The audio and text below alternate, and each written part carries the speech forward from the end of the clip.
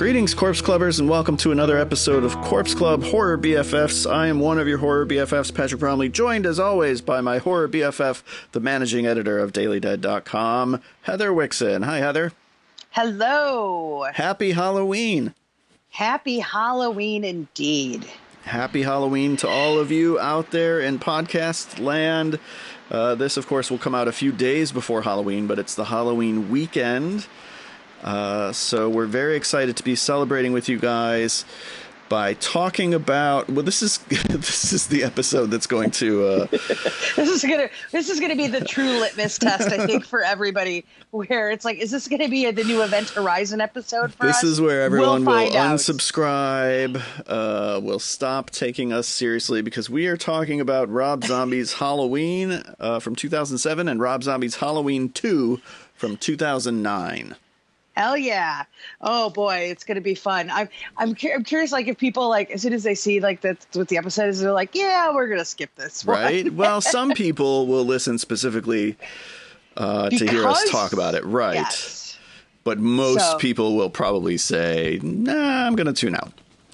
You know what? Here's the thing. I get it, but I hope you listen, because I feel like, I've had a few epiphanies about these movies over the last week or so since revisiting them. And we'll talk about that. But, I feel like, what's interesting to me is I see a lot more people these days talking positively about these movies. Yeah, you're telling me. And I'm just like, where have all these people been the last decade? But isn't this how it always goes? Like, I guess. So I guarantee, like, all these movies that, like, whenever movies come out and they get crapped all over, like, in 10 years, it's like all of a sudden there's like this corner that gets turned. And everyone's like, oh, that really wasn't that bad. And it's like, well, duh. And then, and then those of us, like, when we like these movies when they first come out, Scream 4, and we're shouting about it from the rooftops and nobody's listening to us, like, and then you don't even feel vindicated after 10 years, because you're just like, well, I've been screaming about it for this long and nobody listened to me. And, like, yeah. But I will say, like, for me, in terms of the original Rob Zombie Halloween, the first one, I absolutely hated it when I saw it. I don't know how you felt the first time you saw it, but I don't know that I was prepared for it, to be really honest. Yeah, I've always kind of liked it. I didn't like the second half as much as the first half, because the second half felt like a studio-mandated remake of Halloween, which is exactly what it kind of is. But I've even come around on the second half in the last decade. But yeah, these movies have always been my Scream 4. I've always been like, I like every movie Rob Zombie has ever made. I still don't love 31, even though I find it very watchable.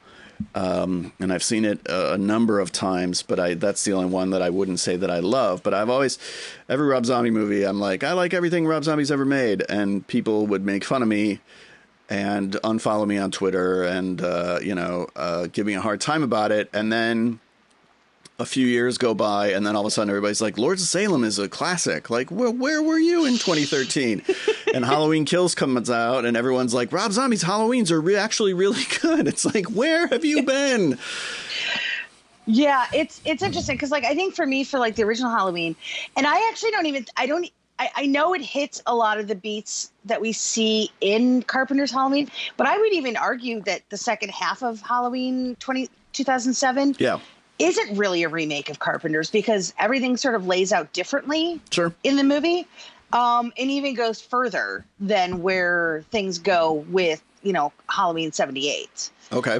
Which sort of surprised me, because, like, it was funny, because, like, I always kind of catch, like, the first half of the movie on AMC every year. Like, all the time. How do they show it on AMC? Like, is it just every other word bleeped out? The kitchen scene, like, you might as well just watch it on mute, because 90% of that dialogue you're not even hearing anyway. Right. But yeah, so I'd always catch it, like, up until the point when, like, right when it'd be Halloween night and Michael be sitting there eating his sad little collection of candy corns. Love hurts, candy. Baby. Love hurts. Doesn't it? And I love it. Yeah, that's candy corn, basically. And it's like, for some reason, like, we'd have something else going on. I wouldn't really go pay. So I think, for me, what really made me turn the corner on this Halloween, because, like, was this seeing the second half and me, I guess, misremembering how certain events play out. Okay. In realizing that, yeah, there are similarities because you're dealing with, the same characters and things like that as 78. But I actually think the structure of it is a lot different. And I think for people, it was just sort of the easy thing to say is that he basically was just ripping off Carpenter in that second act when he really doesn't, because it's not even like staged the same because, Linda gets it before Annie does. Annie lives. Right. Annie actually gets to hang out with Paul and make out a little bit. Paul ends up, dying in this one. All right, And people. then, yeah, we miss you, Paul. And then it's like, and then Loomis shows up and it's not even like Loomis just shoots Michael and that's it. Like there's like a whole nother 15 or 20 minutes that happens after that, where like you have sort of this standoff between Michael and Loomis, and then Laurie, Scout's Laurie has to like, fight even more. And it goes, I think, a lot further than Carpenter's does. And so that for me, like I was really shocked with how much I enjoyed it this time around. Yeah. Like I said, and the thing is, like, I hate when people are like, well, he has this hillbilly aesthetic. And I was like, you know what, guess what, people, there's poor people in this country who aren't fancy. And also, like, in the second half of the movie, you have Laurie in this fancy home. And ultimately, like, it doesn't matter. It doesn't matter if you put these characters in a nice house or a shitty house. Like, bad things are happening. So, like, what does it really ultimately matter if, like, he's just doing an aesthetic that makes sense to him? I mean, especially, like, it's a small town in I'm guessing Southern Illinois based on, like, some of the maps and stuff, because, like, it doesn't actually exist. Right. So, so it's like Halloween 6 sort of declares Haddonfield up towards, like, Elgin, where this feels more like Southern Illinois. And, like, guess what? People in Southern Illinois, they're not wealthy. I hate to break it to you. Nobody's living, like, if you want people living in, like, really nice big houses, like, you got to go to, like, the actual Chicago suburbs areas. Right. You know? Right. And so for me, it's like, where the Home Alone house is. Exactly. So, like, if you're living in a small town in rural Illinois in the 70s, chances are you probably grew up in a house that looked like the house that, little Michael Myers grows up in. It's just... Well, it's also a weird thing to... If you don't like the aesthetic, I get it, and I can't argue with you because you don't like the aesthetic. But, like, Wes Anderson has a specific aesthetic, and Martin Scorsese has a specific aesthetic, and Rob Zombie has a specific aesthetic. And again, I get it, if you don't like the aesthetic, these movies probably aren't going to speak to you. But to say that, like, he's flawed as a filmmaker for having this aesthetic, I think is an invalid argument. Yeah, I completely agree. And again, it's because, and also if you look at it, like, the second half of the movie is like this sort of more like middle class to lower upper class version of Haddonfield. And that's, just as brutal as what happened, the environments that you see in the beginning. Like, I don't know. Everybody loves to make excuses for why they want to crap all over Rob Zombie. And I'm kind of over it. I'm going to be honest. I'm just over it. Like, there's certain days you log on to Twitter and you see a bunch of people just yammering on about Rob Zombie this or that. And I'm like, I don't care. And I log right off and I'm done for the day. Yeah, no, you're making the right call, because I just don't even bother reading Twitter because, again, if you tweet something positively about Rob Zombie, people are going to come into your mentions just to tell you that you're wrong. I've written articles about Rob Zombie. People come into the comments just to tell me that I'm wrong, and I've been on the pro Rob Zombie train since 2003 with House of a Thousand Corpses, which Erica and I just did a podcast on for F This Movie for Scary Movie Month. I saw that go up today. Yeah. And we both were talking about, like, we loved this movie since we saw it the week it opened. And it took a while for people to kind of come around on that one. I don't know that people are ever going to come around on the Halloween movies. It really seems like they have on Halloween 2, which we'll get to. But I've seen so many people say Halloween 2 is a much better movie, and they're ranking it really high amongst their Halloween rankings, which I didn't even bother doing. I never do my rankings on social media because, like, I just don't care. Because it's all subjective. Like, we're all going to like different things. And it's so interesting to me, like, we have a lot of franchises out there. And, like, pretty much people post their Friday 13th rankings, and, there's a little like friendly jibber jabber that goes back and forth or whatever. But people get really possessive over the Halloween movies for some reason. Yeah. Like, you do the nightmares and everyone's like, okay, well, as long as Freddy's Dead isn't number one, we're not going to give you shit, right? Right. And then I'll see every once in a while somebody puts Freddy's Dead number one. And I'm like, oh, you're Let a bold your freak person. flag fly. Yes. You punk rocker. Yeah. And I'm like, good for you. Enjoy it. But ultimately, like, for some reason, the Halloween movies is like, everybody gets like super, super like argumentative over them. And I don't understand that. I like most of them. There's probably only like 2 or 3 that I'm kind of not into, and I can totally still watch them.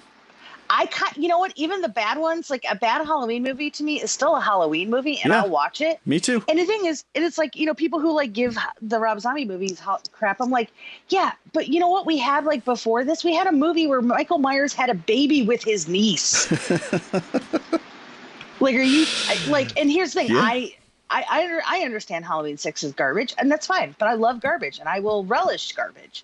And I watch it, and I watch the director's cut, and that's great. But, like, you can't tell me that a movie that basically is a story of incest, like, is better by traditional standards of, like, narrative structure than, like, this Halloween or Halloween. Like, I don't understand, But, like, how everybody craps all over Halloween 5. I'll watch it, and then I'll have Tina in my head for, like, 3 days. But, like... Yeah, that's one of the ones I don't love, but I can watch it anytime. Especially, it's even better if it's on AMC. Like, yes, I could take my Blu-ray out and put it on, and I can watch it. But that is a movie that is designed to be stumbled upon on AMC. Yeah, I mean, they do Rachel dirty, of course. But also, like, Rachel's kind of, like, not a great big sister in the beginning of 4. How dare you? She redeems herself. She does, but she redeems herself because she's all like eating her bagel, and she's just like, why do I have to babysit? And like, you're ruining my future with Brady. And it's like, dude, like, it's your foster sister whose uncle is like a freaking murderer who kills people on Halloween. It's probably a really rough day for her, and you're worried about your date with eyebrows over there. Also, like, you live in the same town as Kathleen Kinmont. You have no future with Brady. Yeah, like, come on, like, as somebody who like went through the whole thing of marrying somebody who I went to high school with, like, trust me, you've got other options.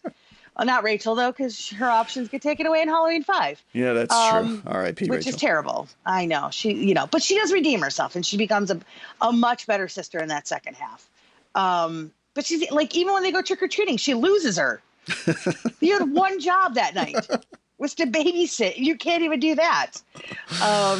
So... whatever. But yeah, I just feel like there's such an easy target because of who Rob Zombie is. And what I don't understand is, like, I think it comes from people they don't understand Rob Zombie, and that's fine. But like, for me, like, in my teen years, like, I listened to White Zombie a ton. I went to see White Zombie in concert. This is before Rob Zombie went solo, because I'm an old person. Some of the best shows I've ever been to. And there's no way that you can go to a White Zombie show or an early Rob Zombie show pre him directing anything and not tell me that he is not a horror fan through and through. Mm-hmm. Like, he's super freaking nerdy. And like the little details that he would work into his live shows, like, where you're just like, this guy gets it. This guy understands horror and why we love it, Yeah. And I just don't understand why there's such a backlash. Like, and then I don't know about you, but I swear to God, if I hear one more person complain about him putting Sherry in a movie, like, I'm leaving Twitter. That's just it. I just don't care. Like he is the first director in the history of Hollywood to, like, put his wife in movies.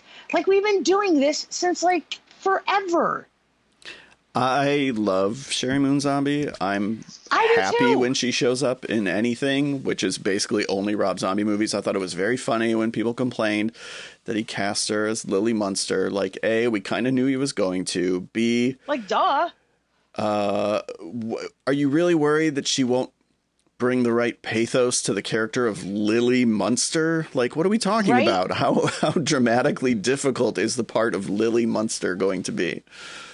I mean, especially when you, like, think of, like, if if you want to get really nerdy about it and go versus like the Addams Family versus the Munsters, the Addams Family always had sort of like these dark undercurrents to it, because I watched Pluto has an Addams Family channel. So before we were able to get Sling, we spent months watching Pluto, and regularly I was just throw the Addams Family channel on. So I could tell you all these little things that happen in like every episode of the Addams Family. But there was always like this sort of little dark undercurrent to it. The Munsters is just a fun show. Yes. It's goofy. It's got a big heart. It's not really trying to say anything, and that's okay. I don't need it to. But there was always like this undercurrent to the Addams Family where they were really trying to stick it to society, like societal norms. And they were always trying to show you why certain things in society were bad, or they were just being thought of the wrong way. Yeah. And the Munsters is just like, hey, let's, put Grandpa Munster in a car and go for a car race. Like, it was like goofy things, and that's okay. So I don't need, Lily Munster to be super deep. Like, it's fine. Also, like, Sherry's good. Yeah, she is good. And the thing is, what I'm excited about it is that I actually think she's really funny. And I don't think she gets a lot of chances to be really funny. Right. And I'm hoping we get to see that in this movie. Yeah. Because there's even moments like early on in Lords of Salem where like her and Ken Foray and Jeff Daniel Phillips, when they're in the studio together, they're hilarious doing their show. And, most of the stuff that she's done has been super, super like serious. Yeah. There's a little bit of like dark humor to Baby in the first movie, a little less of it in the second movie. In terms of Devil's Rejects, but like, I think she's funny and I think she's going to be really good. Yeah. I can't wait for that movie. I wish it was coming out tomorrow. It would be the perfect thing for Halloween, but we've had so much this year. So like, I can wait a little bit for it. Yeah, I guess I can too. I just get excited. I know. And like, how amazing does Jeff Daniel Phillips look as Herman? Yeah. I wasn't even thinking of him as Herman, to be really honest. But then it was like, well, of course that makes sense because he's huge. He's worked in prosthetics before, and he's a really good actor. So there you go. And he's also funny. Yeah. So, I was very pleasantly surprised by the photos. I was like, okay, we're doing this. And everyone's like, they're going to make them white trash. I'm like, just knock it off. My precious Munsters. I loved the Munsters. I've always loved the Munsters. I'm not going to be precious about the Munsters. I don't think any of us loves the Munsters more than Rob Zombie loves the Munsters. So everybody relax. Yeah, and that's the thing too, because I'm pretty sure he has like at least 2 or 3 Munsters tattoos also. Yeah, that he's had like for decades now. Doesn't he own the car? Oh, he does own the car. Yeah. Yeah, that's what I thought. I thought he might have sold it, but I think he still does have it. Okay, I don't know. Yeah, I think at some point he was gonna sell it or something like that. I remember reading that like in the late 2000s, I want to say, but maybe he kept it. I mean, I hope so, because now he's making a movie, and that'd be like perfect. Yeah. He's like, guys, I got the car. Don't worry. If I bring the car, can I make the movie? Yes. Okay, great. I just saved you $1 million to have to build a car. Nice. So yeah, and it's one of those like, so going back to like Halloween, I get it's a lot. There's a lot of language in it, but like, whatever. Like, there are some genuinely really fantastic performances in this movie. And I don't say that lightly, but I was really, again, it was one of those things when I went back to watch it, and I rewatched these movies not even knowing we were going to do this episode, because we hadn't even decided on our topic yet, what we were going to do for this. Right. And that was when I texted you and I was like, I think we should do the Rob Zombie movies. And you were like, yes. I rewatched these movies a lot, just for the record. Yeah, I mean, I did it when I got the box set. And like I said, I'll run across them on Fear Fest a lot and just leave them on or whatever. But I really hadn't sat down to like really watch them. And I was really struck by just how fantastic everybody is in this movie. I mean, I think Forsythe's a little much, but Forsythe's always a little much. That's kind of a redundant statement. Yeah, I mean, he's like terrifying in real life. In his bathrobe. So, like, yeah. But like Dake, he's so good. Yeah. Like, there's something about this kid where something's wrong, but yet you still feel sympathy for him. And I look at those scenes when Deborah has to go to to Smith's Grove to meet with Michael. And it's like, I was trying to think of that in like real world terms of like a mother who has to go visit her child who killed her other child and other people in her house, basically turning her family into like the pariahs of their community. And what kind of strength that takes for somebody to have to do. Yeah. And the scene when she's watching the home videos and like she's crying and she's getting ready to kill herself, like this time, like watching it, like I got really emotional for some reason, like where that just really hit me hard. I was like, wow. And she's great. Like, again, it's one of those things where like everybody likes to talk crap about her, but she's legitimately great. Yeah. No, I agree. I don't think she does as much as, the white Deborah Myers in 2. But she doesn't have to, because that's not really the purpose of her character in that. Yeah, nobody would watch 2 and say, like, she gives a great performance. She's just there as a symbol, and she's fine. She's not bad, but she's not called upon to do much acting, and she's fine in it. But in 1, she's called upon to do a lot of acting, and I agree. I think is really good in a really kind of raw, untrained way. She hasn't learned any bad habits, and she is really good. One of the few objections I have about Halloween 2 is that Rob Zombie had to recast Daeg because he had aged out of the part, obviously. And the kid they got is so much more of like a conventional movie kid. That's one of the things I love about Daeg is like, you don't see this kid Hollywood. In movies. Yeah, exactly. And I'm sure that's why he was cast, because he does seem like there's something a little bit off about him. And the kid they got is just kind of a cute blonde kid with long hair, Yeah, he's more traditional sort of looking. But it's interesting because like I think Daeg has gone on to just basically do mostly like a lot of like live theater. Oh, yeah?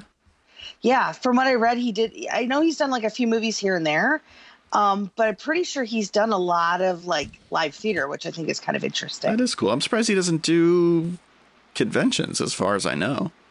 He used to, because I have a picture with him at Horror Hound. Nice. 2008, I think it is. Oh, so right when the movie came out. Yeah, and he gave like the stare into the picture, and I was like, well, that's not unsettling. Yeah, that was actually, I remember that was like a really big convention because that was when I met Chris Sarandon. Nice. So that was fun. Nice. Yeah, so it was a good weekend. It's the first time I met Bill Moseley and Kane Hodder. And yeah, that was a good weekend. Yeah, sounds like it. Yeah, it was the first time I met Stephen Jeffries, who was a little squirrely that weekend, but what are you going to do? So, but yeah, resisting from making any jokes. It's okay. It's all right. I think we've all heard them. Oh yeah, for sure. I'm not going to say anything new. That's for sure. Yeah. But I think what's interesting about, Rob Zombie as a director is like, he has such a love for character actors that it's like one of these things where like, I don't understand if you're like a horror fan, like how can you get mad at seeing somebody who has such a profound love and respect for the character actors like of yesteryear, because like this movie is filled with them. Like every 5 minutes it was like we were like, oh, here's this person, here comes Clint Howard, and oh, here comes Tom Tolles, and oh, here's Ken Foray, Big Joe Grizzly has to use the bathroom, which I always think is funny. Like I feel like his bathroom scene is like an homage to Friday 5. Sure. Damn enchiladas. Because I think he's dealing with a burrito.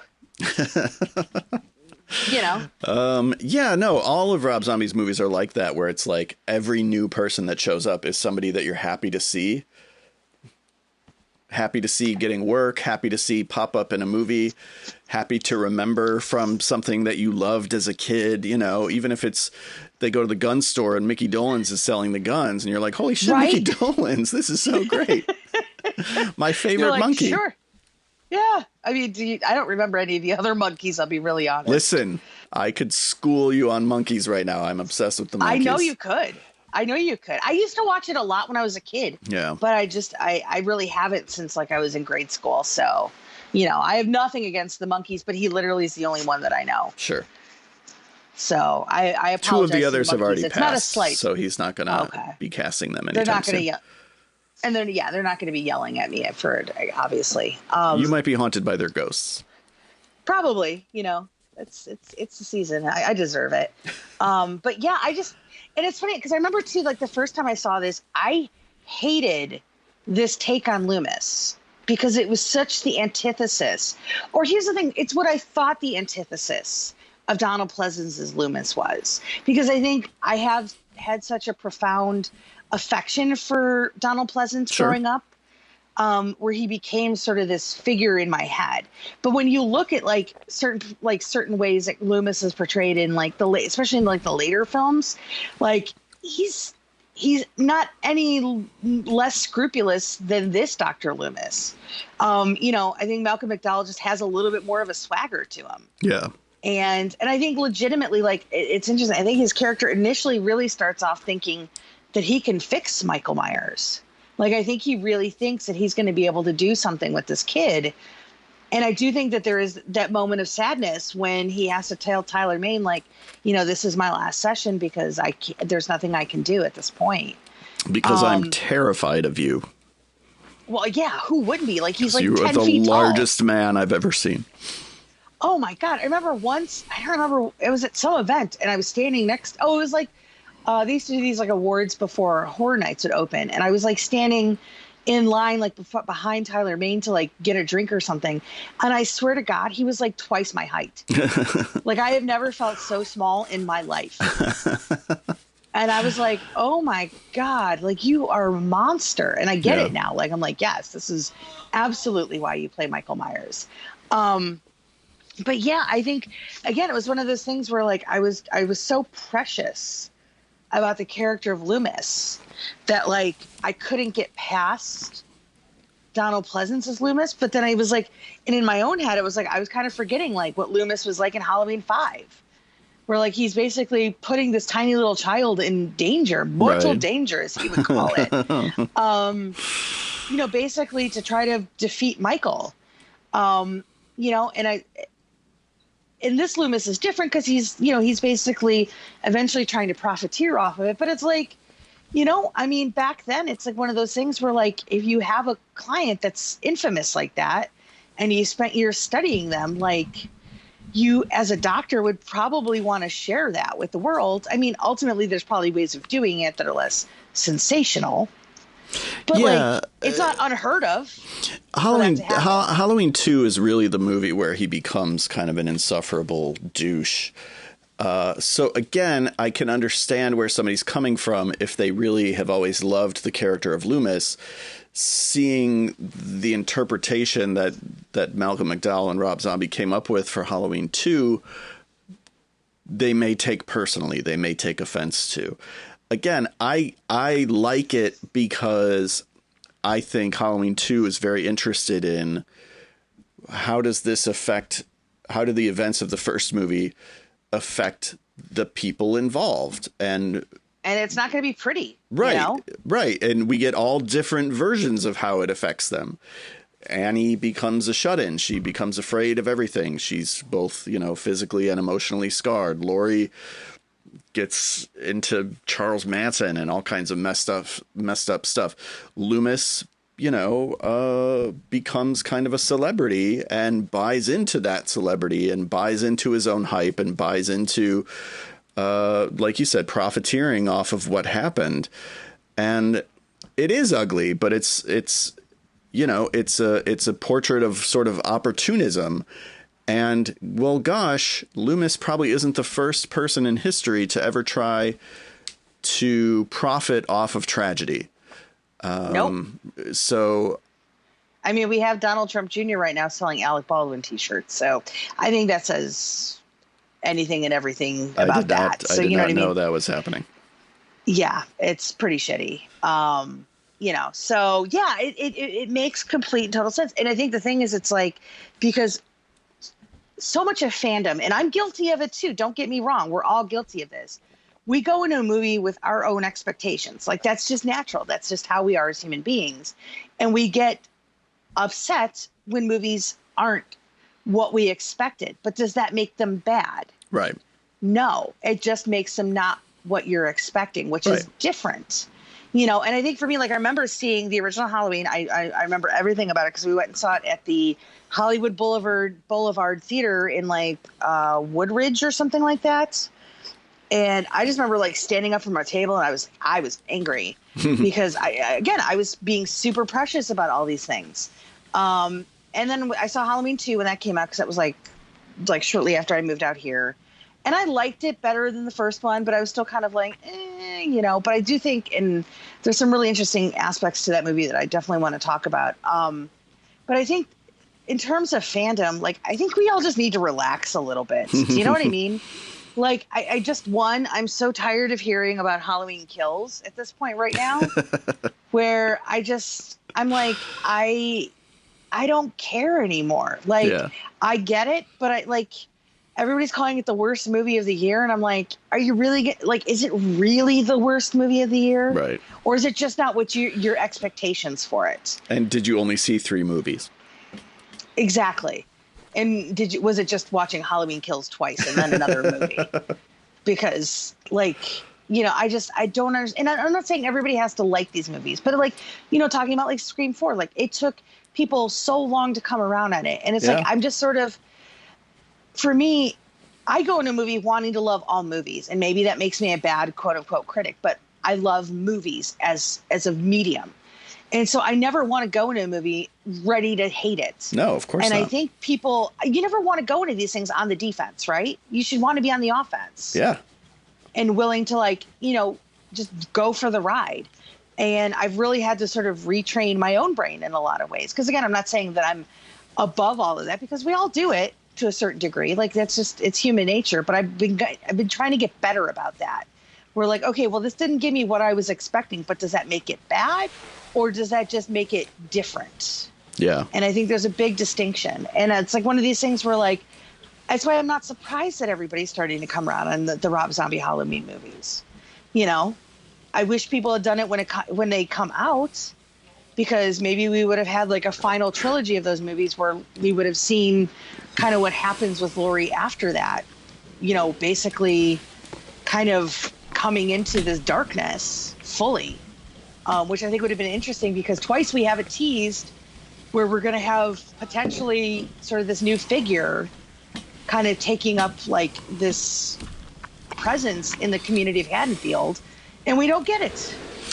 Well, there's a really interesting sort of tweet thread that I saw maybe a week ago from Brad Miska at Bloody Disgusting, where he theorizes that Laurie Strode is the killer in Halloween 2, that Michael doesn't exist in Halloween 2, and that she's actually the one doing the killings.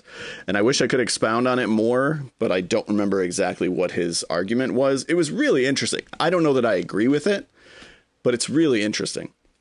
I think if you take out like 15 minutes of that movie, that theory makes sense. Yeah. But then it's also at the end, they're shooting at Michael for like 20 minutes. Right. So like ultimately right. Yeah, but no, he's there. So I do like that theory, because I do think that a lot of the horror that comes in Halloween 2 sort of radiates from the trauma that Laurie is still dealing with. Yeah. And it's like, it's one of these, we talked about this when Halloween 2018 came out, like where everybody kept talking about how, this is, the first time Laurie's really going to deal with her trauma, which is bullshit, because we saw her dealing with it in Halloween H20, right. And then we've also seen it in the Rob Zombie movies as well. But again, nobody wanted to talk about those then. And I actually think, for me, I get Laurie Strode in these new movies. And I know I feel more strongly towards 2018 than you do. Yeah. But I don't think, I think in one way that Laurie makes a lot of sense, where she's been so isolated. She's had her kid taken away from her. This is the only thing that she has left to define her life. Mm-hmm. So it's consumed her, and it's obviously consumed certain parts of that community in that universe. Here, I think, to me, is the most, like, I don't want to say normal, but like the most understandable sort of reaction to trauma is and maybe it's because I've sort of reacted similarly to things in my past where like you just kind of lose control. You start drinking a lot. You start acting like an idiot. You start lashing out at the wrong people. You start to push people away emotionally. Even, when you don't necessarily mean it. And obviously Laurie doesn't mean it because we see that scene that happens, when Annie gets killed. Yeah. And the devastation that consumes Laurie in that moment. So for me, like I get that Laurie Strode a lot more than maybe I get Laurie Strode in 2018, but I still love Laurie in 2018. Although if we're being perfectly honest, like that whole town is MAGA, right? I like Laurie in 2018. And I like that movie is sort of her story. But I did wonder to myself, like, what would happen if they just stuck her in a hospital bed for a whole movie? And thankfully, a movie came along that answered that question. Well, 2 movies have come along to answer that question, actually. I was just like, I can't, because like, and I'm just like, I can't believe we're doing Halloween 2 again. Right? I really cannot believe we're doing this. Right. Like, and I get it because she's been stabbed in the gut. So, it's not exactly like she's not a superhero. She does need medical attention. I get it. But, at the same time, I'm just like, maybe we could have picked up later, right. A year later, right. Michael got away, blah, blah, blah. Cut to a year later. He shows up again, but yeah, I was, a little baffled by that. And then it's funny because then in Rob Zombie's Halloween 2, we get the nightmare sequence in the hospital as well, which is some of the hardest stuff to watch in that whole movie. Holy moly. Like the scene with them just dealing with like when they're the physical trauma. Doing the sutures and stuff. Again, the way he films violence is very unpleasant, and I get that people are turned off by it, but like violence is unpleasant, and so few horror movies, most horror movies have us cheering the violence, cheering for it, right? We're watching the movies for the kills. And this movie is like, no, what if it's really ugly and painful and awful?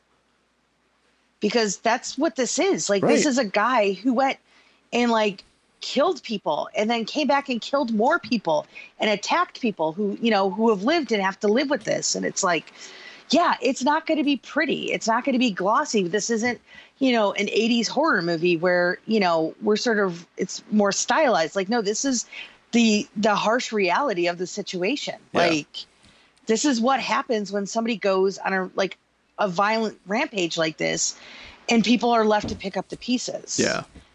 And you get characters like Brad Dourif, who, we should definitely talk about, who are doing their best to try to make things better for Annie and for Laurie. But like, he's not even equipped to really do that. And he struggles. And, God bless Brad Dourif. Oh my gosh. He's great in the Halloween 2007. He's not in it as much, but holy crap, is he amazing in part 2. Yeah, no, he's so good. I kind of think everybody is really good in part 2. Again, I know what people are objecting to, I know they're objecting to like how sort of shrill Laurie gets as the movie goes on.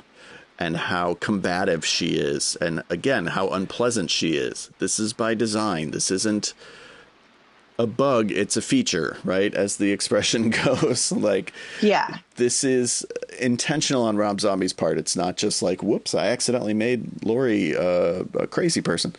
But I think Scott Taylor Compton is really good. I think Danielle Harris is really, really good. Brad Dourif is probably the MVP of the movie just for that scene where he finds Annie, and then I don't know. I haven't seen the theatrical cut since 2009 because the only version I've ever owned is the director's cut. One of the things that I understand is different about the director's cut is that is the version that inserts the home video footage of Danielle Harris. Do I have that right?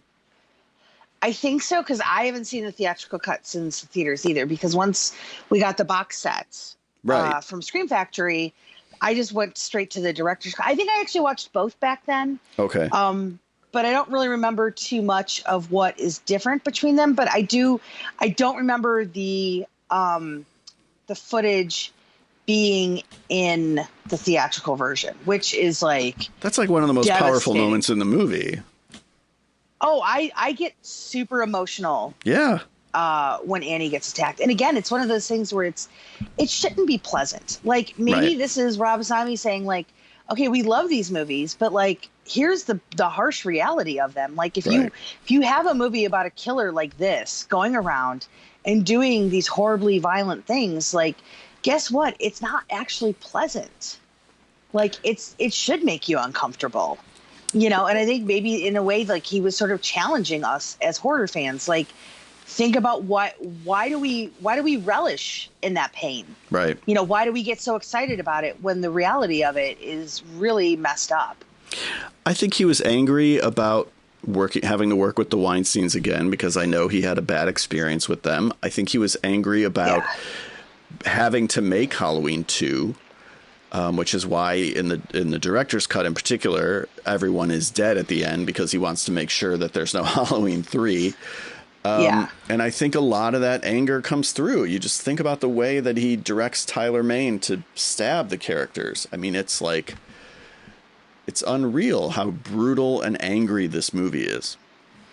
And I also think what's interesting too is, it's something that we see more in the traditional of like the regular franchise of Halloween. And even in the new movies these days, like we don't get Michael Myers' face. Like that for some reason is this huge taboo, right? Yeah. We just don't see his face. We're not allowed to see his face. And yet Rob Zombie basically gives that concept like the hugest middle finger throughout this movie, because he's not coy with it. There are quite a few shots where you see Tyler Mane's face straight on. Yeah. And I think also too, the way that he does that in terms of Michael doesn't become Michael till he puts the mask on.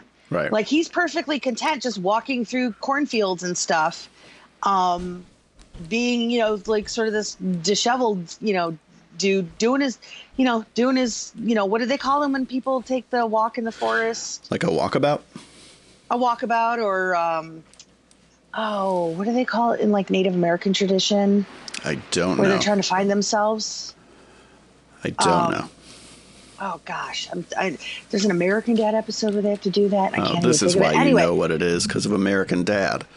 Yes, but you know what I mean. But so to me, it almost feels spiritual in a way, where like Michael has spent this year trying to find his purpose, right? Because he initially wants to bring Boo back into the fold, but she rejects him.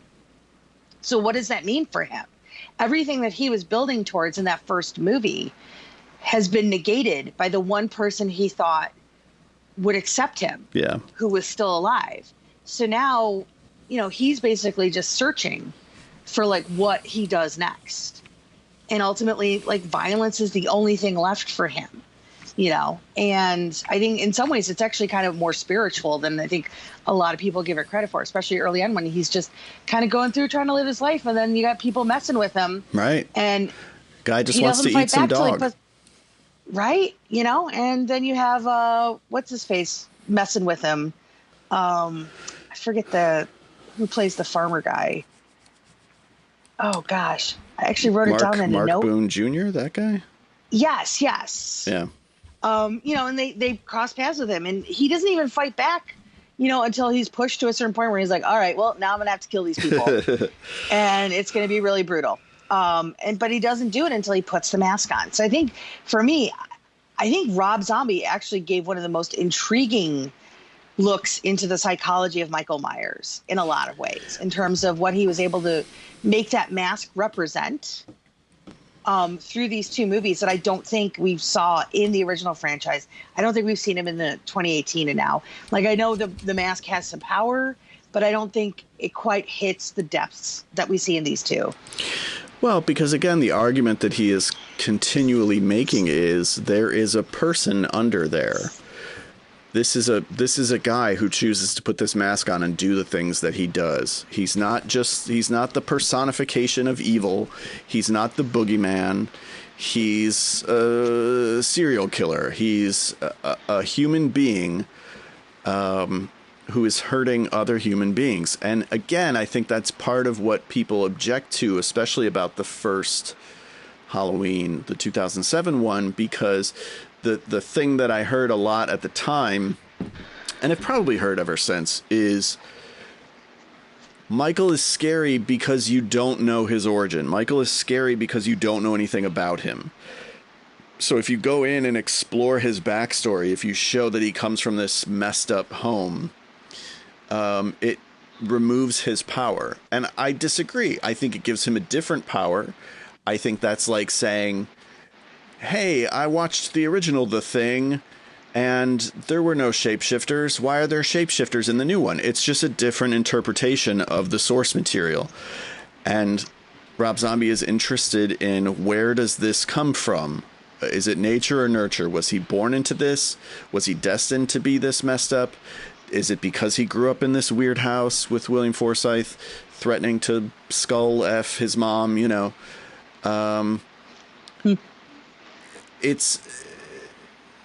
There's a messed up humanity to Michael Myers in these two movies that is lacking in all of the original Halloweens. And that's not, again, that's not a flaw of the original Halloweens. They weren't interested in that.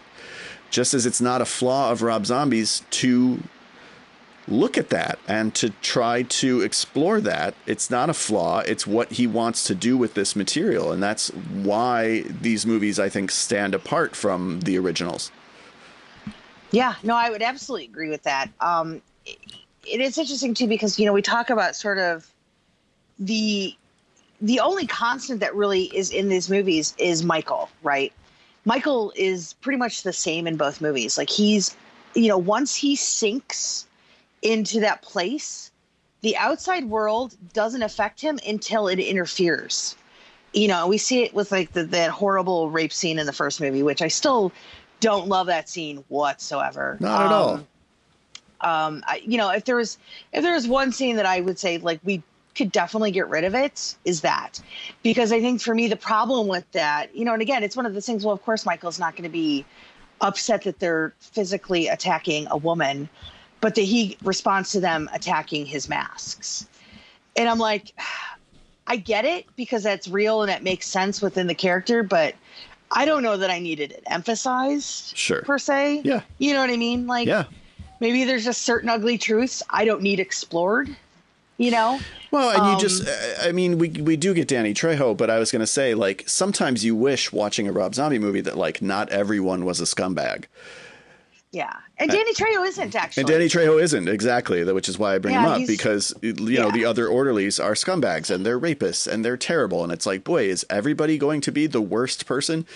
But he does give you, again, Danny Trejo, who is great and tries to befriend Michael, and you are upset when he gets killed, because you're like, no, he should live. He was nice, right? But, like, that's not the way it works. That's not this Michael Myers. Like, this Michael Myers kills everything. Like, once that switch goes on, you better not be in his path. Right. You know, I don't care how good you are. I don't care how many dogs you've saved from burning buildings and how many babies, you know, you've rescued or anything like you just, it does not matter. Your morality does not matter in this movie. It doesn't matter if you are Lori and you're the good girl who watches your, you know, you're the kid that your friend's supposed to babysit so you can hook up with your boyfriend. Like, he's coming for you. It doesn't, you know, it doesn't matter if you're having sex or you're not. Like, he's coming for you. Yeah. If you're in his path, that's it. You know, to me, like, you know, everybody talks about how, like, Michael Myers in, like, the first movie is kind of like this killer shark. And I don't agree. Because there is something really specific. And I don't even know that, and maybe, you know, and again, I'm not slighting 78 Halloween whatsoever. But, like, if you look at it, like, Michael goes back to Haddonfield. And the reason that he gloms onto Lori is because Lori shows up at his house, which is like his place, right? So he starts following her, and then goes after her and her friends, right? He doesn't kill other people in the meantime, except for the one guy that he has to basically steal the overalls from. Right. Like, he's not a murder machine in that first movie. Even so much as the second one, he's not even really like that. Like the original Halloween 2. Like, he kills the people at the hospital because they're in his path to Lori. Right. But it wasn't like, the only girl that really gets killed like in the way of that was Alice. And maybe that's just, is that reflective of wrong place, wrong time, predilection towards killing teenage girls? Like, to me, her death actually makes the least amount of sense in that movie because of what the psychology was established in the first one. So for me, like, Michael Myers in Halloween 78 was very calculated, and people don't really talk about that. Like, it wasn't like he was going around killing everybody. Like, he saw Lori, he fixated on Lori, he followed Lori and her friends, and that night set out to kill them specifically. It wasn't chance. Right. Like, there was something that triggered with him when he showed up at the door, and that was when he honed in on her. So for me, this might, like, and maybe because his, you don't really know his origin stories, but like, how much is there to know about a kid who killed his sister at that point, and then now targets another teenage girl? Like, there's not a whole lot else to pull apart there. Where this, you feel like, okay, like, obviously this kid was dealing with some stuff at home. Like, there's sort of the duality of like a kid who could be really sweet to his mom and love his little sister, but he murders, like, he dismembers a mouse. Like, Which is always like one of the things that you hear is like one of the first red flags for a person who's like a psychopath is they hurt animals. Yeah. And so to me, it's like, I actually think there's more sense to the psychology of Michael Myers. Boy, I'm going to get some shit over this, I know. But I do think, and again, I'm not faulting John Carpenter or Deborah Hill who wrote that movie, but I don't think that they were thinking of it that deeply, to be really honest. No, they weren't interested in that. No, they wanted to make a fun popcorn horror movie. They had certain parameters that Mustafa Akkad was looking for back then, and they were looking to fulfill them. They knew they needed a killer to go after some teenage girls, and originally, they had to just be babysitters. That was it. It was, as the kids say, it wasn't that deep. And so I think it's unfortunate that when Rob Zombie decides to go a little bit deeper, then suddenly that's a problem. And then I think a lot of people put a lot of things into the older Halloween movies that aren't actually really there when you look at them. And believe me, I've watched the original Halloween probably at least 10 times this month because I'm a weirdo. And it's like, it's just not there. And it's a great freaking movie. It's one of the best horror movies of all time.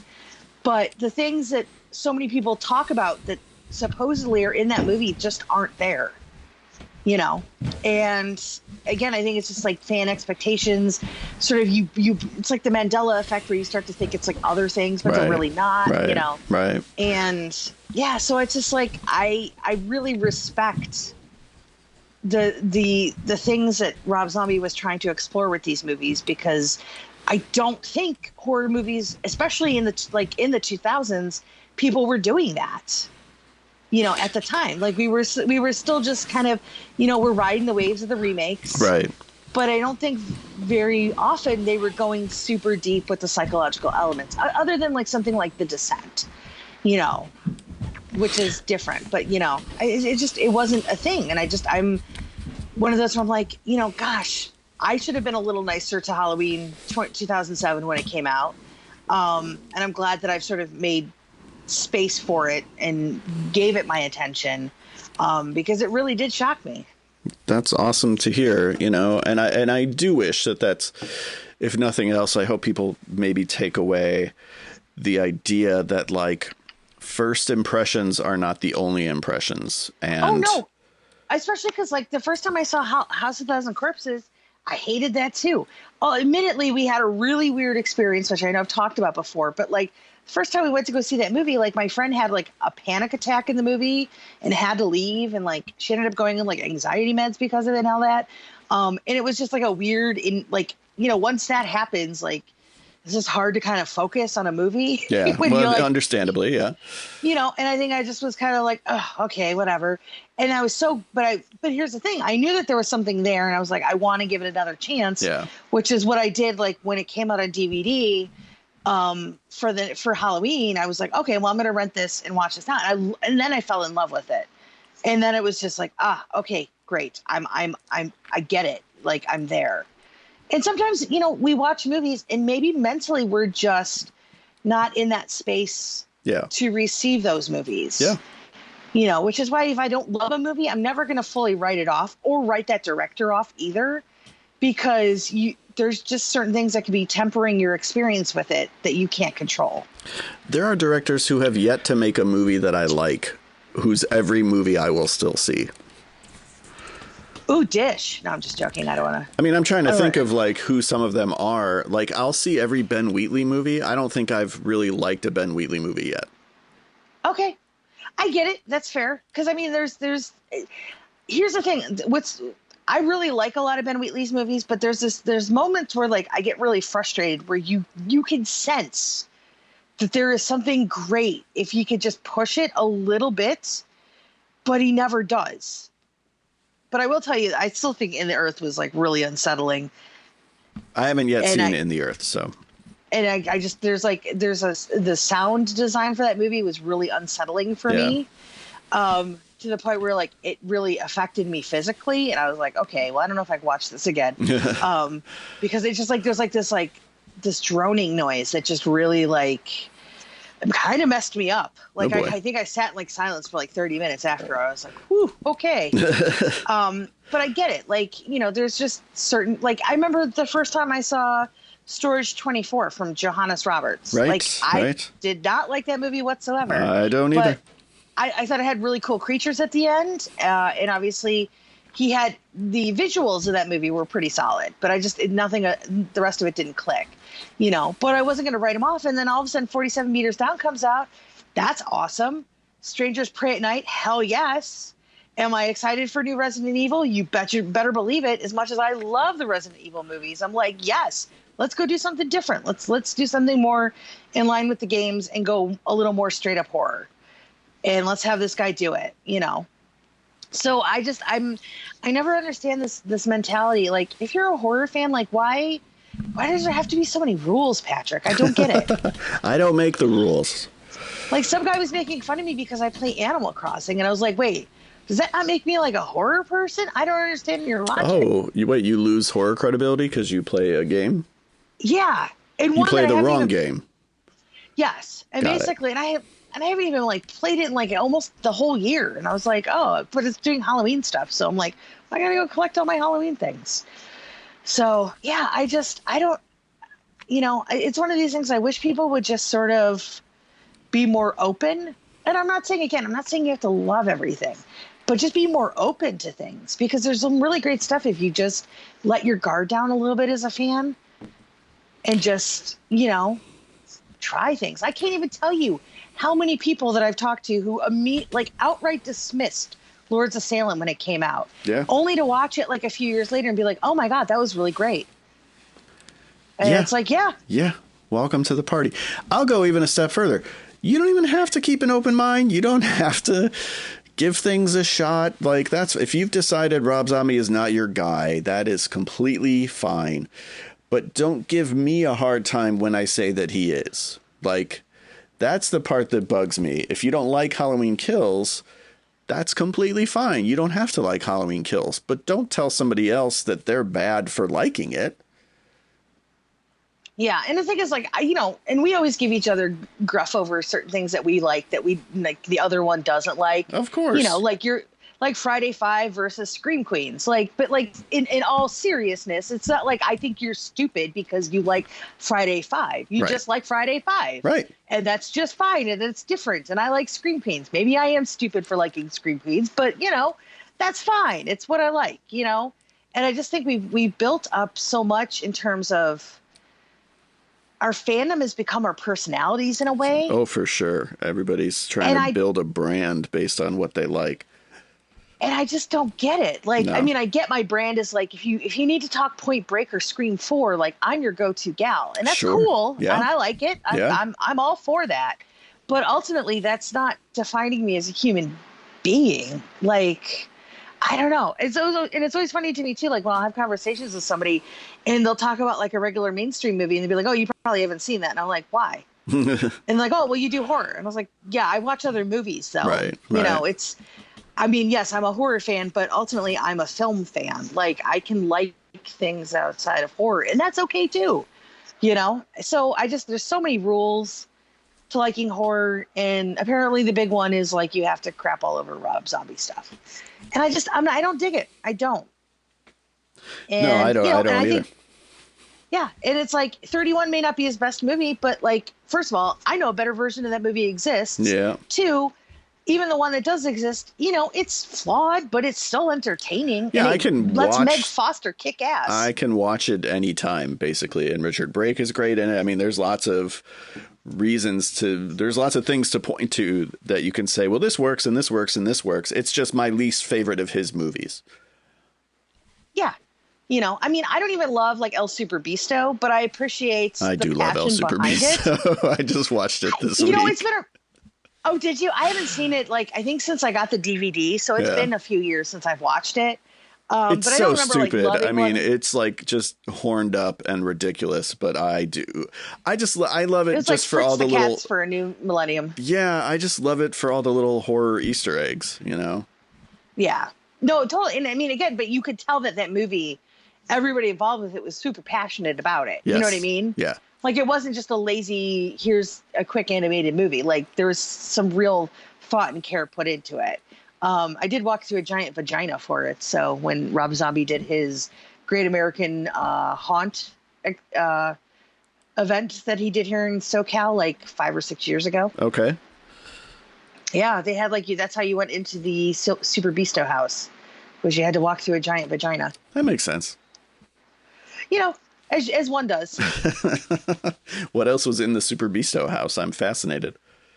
It was just like super colorful and like they had characters and Yeah. stuff like that. It was super like psychedelic-y looking and stuff like that. So that was fun. And then they had a House of Thousand Corpses house where you walked in and you actually walked into Captain Spaulding's store. Awesome. And that's where you started. And then you walked through the murder ride and then you kind of walked through some rooms that looked like the Firefly house. But they had a thing where when you went in, they would be like, touched or untouched. And that meant like, did you want to screw with you or did you want them to leave you alone physically? And we both were like, well, we're here. We're going to do it. So we were like, come at us. And they marked you with like a cross on your forehead in blood, which was super fun. Captain Spaulding gave us the mark of the devil on our foreheads. And then he went through and they were like, and then they were coming at us like hardcore. Oh my And that to gosh. me, I was like, but it was crazy because like I just wanted to like walk around and like look at all the details. And I was like, could you guys Yes. not be touching my butt right now? Because I just want to look at the Firefly house. If I said And then, like, untouched, would anyone jump out, or is it like, Oh, they'll still jump out, but they're just not going to mess with you. see, Like I don't want the hardcore. people jumping out. I don't need actors. I just want to walk around and look at the stuff. I want to stand around in Captain Spaulding's store and like look around without anybody messing with me. You just want to go to like a Rob Zombie museum. Yes, that's fine. Where is Yeah. that? And can I go? I don't know. We should make one. All right. We should do that. But yeah, and then they had the Lords of Salem maze, which was crazy because they basically put a black sack on your head and push you thanks. into this maze that has multiple ways you could go. And at a certain point, like I was holding Brian's hand and then all of a sudden I wasn't. And I don't know where he went. He doesn't know where I went. And all of a sudden I ended up with this girl who had gotten separated from her group. And so she and I were holding hands trying to get through this maze. Go And it was on. And it was just like, and they had like the music, like just droning on, and it was really like messed up.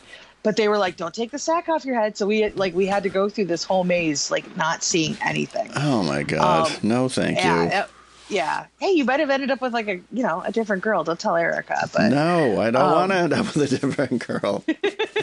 Unless it's Sherry Moon, and then Erica will just fight me for her.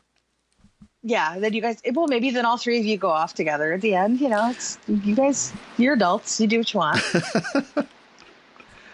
But yeah, for me, it's like there's such a passion for the genre that comes through in everything that he's done that I'm like, I'm so tired of it. If I could, there's two things I would love on Twitter. One, I would love to stop hearing about Midsummer. Like, find another movie. Ari Are Aster, people make still another talking movie. about it? Holy crap. At least Really? once a day I see something on my Twitter feed. And I'm Oh, just wow. like, for the love of God, can Ari Aster make another movie so I could just have people talk about that from now on? And then two, I would just really hate, or I would just really love to like have the Rob Zombie hate die down. Yeah. And I'm not saying you have to love him or whatever, but like, do you have to drop into people's mentions when they do talk nice about him? Right. Because like you said, every single time you post something positive about him, there's always the reply person. I'm not even saying reply guy, because I get some gals too Sure. that just have to come in and be like, no, you're stupid, and blah, blah, blah. And I'm just like, I don't care. I don't care. Like, it's the same thing I've been hearing for 15 years. I don't care anymore. Like, I'm over it. Like, if you want to come at me with something, some new information or new discussion, cool. Otherwise, I don't care. Yeah. Yeah. And maybe that makes me a jerk, but, you know, I'm over it. Yeah, I want to just like what I like and be left alone for liking what I like. And I like Rob Zombie movies, and I like his 2 Halloween movies. I like them a whole lot. Yeah, my name is Heather Wixson, and I am a Rob Zombie fan. Me too.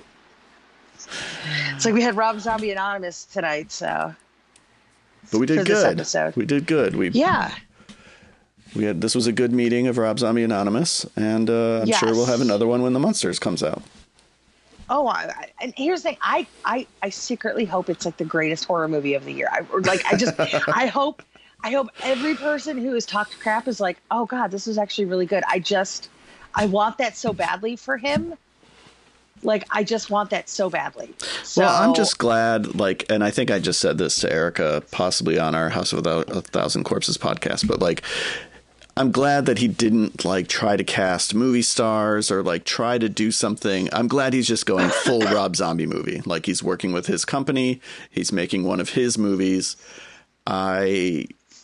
Again, as somebody who likes his movies, I'm happy that he's making a full-on Rob Zombie version of The Munsters and not trying to like branch out into something that he's not. yeah.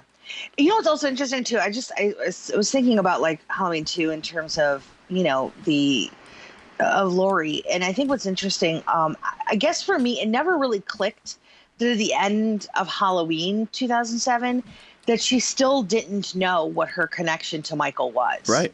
Like, it's still at that point, nobody had told her. Right. As far as she knew, it was just this guy who came after her that, you know, she had to shoot in the head. And I think about that. Yeah. And I think about that moment of when she reads it and just like, I mean, the girl is already like as much on the edge as you possibly could be without falling over. Right. And at that point, like, she just loses it. And also I just want to say, like, to shout out how fantastic are Bria Grant and Angela Trimber in that movie. Love them as her friends. Yep. I want to like go to a party and have them dress up as Rocky Horror Picture Show and hang out with them. Because also those like the coolest costumes. They're both like indie horror darlings, and when they make their studio horror movie, it's Rob Zombie's Halloween 2. Yes. I love that. Yeah. Bria's death too is pretty rough. Yeah. Every death in Halloween 2 is pretty rough. Yeah, they are. They are. And I also think, in retrospect now, sort of knowing things that we know now, I also think it's pretty interesting how Margot Kidder's in there as the psychologist, knowing the things that she had to deal with in her career and how she was labeled and turned into this joke because of the things that she struggled with. Right. I think for me, that's really insightful casting that I did not recognize at the time. Yeah. So for me, I'm like, oh, this was actually really purposeful. And it wasn't just like, hey, let's put in another name. Right. Right. Yeah. It's not just stunt casting. Yeah. Like it actually meant something. Yeah. Even though I don't think a lot of us at the time knew exactly what it meant. Yeah. But, maybe Rob did, Well, to review, these movies rule. Yeah, I think so. I think so. Thanks for talking about these movies with me. Thanks for nerding out about Rob Zombie with me. It's fun.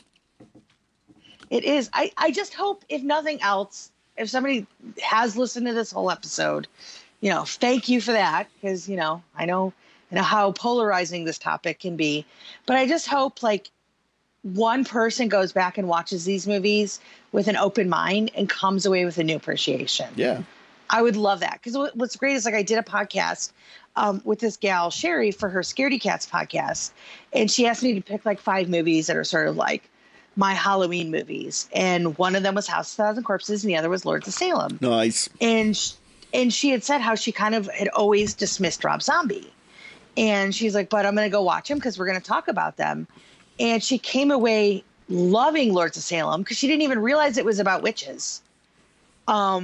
So she came away, she's like, oh my God, this is going to be part of my October repertoire from here on out, blah, blah, blah. And she was didn't totally love House of 1,000 Corpses, but she couldn't stop thinking about it and came away with a bigger appreciation. She's like, I think I'm going to go watch more Rob Zombie movies. Nice. And honestly, look, I get to do some pretty cool stuff in my career. I get that. I'm never, I know what I get to do in this career and I'm grateful for it. But for me, the victories come when I could turn somebody on to something that I know, and maybe I don't even know, but that they end up loving and falling in love with. Because to me, that's the best part of this job, is that I might talk about a movie that somebody else is going to see and be like, oh, I've never heard of that movie, or, oh, I just didn't see this movie. And they go and give it their time, which time is everything. Yeah. And they come away loving it. Yeah. To me, pull quotes are cool, and, pumpkins showing up at my house from Peacock is amazing. But I turn somebody onto a movie that they absolutely love. That's an amazing feeling. I love that. I love seeing people react to art. That's, to me, that's the coolest thing about all of this. So maybe we're going to win some people over, Patrick. I hope so. I want to have that feeling too. Someday I hope to experience it. Yeah. And I will say also too, which is interesting because I'm the only person that would go to the Shape of Water junket and sit down with Octavia Spencer and bring up Halloween 2. Nice. But I did. Nice. And she had so many wonderful things to say about Rob Zombie because it was also one of her first bigger studio movies that she'd ever done in her career. And she said he was incredible to work with and that she had an amazing time and she loved it so much. She was like, I don't know why I don't get to do more horror movies, which is why I think, honestly, she ended up doing Ma, because she likes doing genre stuff and nobody really was asking her. Right. Because once she did The Help, everybody was like drama, right, comedy, right. And, I think she just likes having fun with stuff. Yeah. So, I think if you have somebody because, you have Jennifer Aniston who doesn't even want to talk about the fact that she was in Leprechaun, and all these people act like they're above these early roles in their career. But I think for me, that says something when somebody's like, oh my God, let's talk about this. Yeah. And do it enthusiastically. And it's not beneath me as I sit here talking about my potential Oscar winning movie, and, so to me, that speaks eons about Rob Zombie as a director and his vision and the passion that he brings to stuff. So that's what I'm going to say about that. I love to hear it. Sorry, I know I yammered on again. No, that's okay. It's all good stuff. Thank you guys very much for listening to this episode. Hopefully, as Heather said, we've converted one or two of you, or at least gotten you to think about revisiting these movies, or just changing the way that you think about Rob Zombie as a filmmaker. Our job will be done. Hope everybody has a great and safe Halloween. Thanks again for listening. Thanks to our engineer, Brian, for editing the show. And on behalf of my horror BFF, Heather, until next time, everybody, stay scary.